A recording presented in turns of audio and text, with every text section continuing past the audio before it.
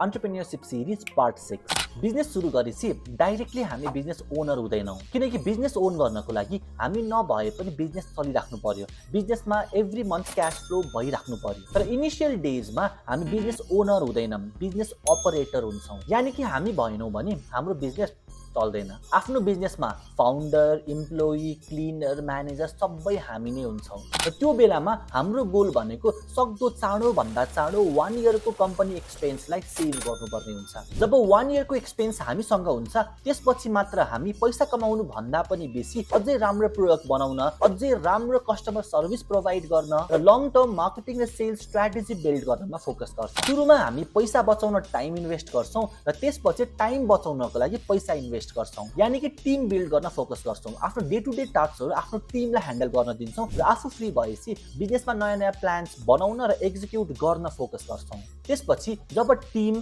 system र प्रोसेसको हेल्पबाट हाम्रो business अटोमेसनमा चल्छ त्यो बेलामा मात्र we can call ourself a business owner digital मार्केटिङबाट अर्न कसरी गर्ने सिक्न चाहनुहुन्छ भने म तपाईलाई मेरो अपकमिङ फ्री डिजिटल मार्केटिङ वर्कशपमा इन्भाइट गर्न चाहन्छु बायोमा भएको लिंकमा क्लिक गरेर मेरो फ्री वर्कशपको लागि रेजिस्टर गर्नु होला see you inside the workshop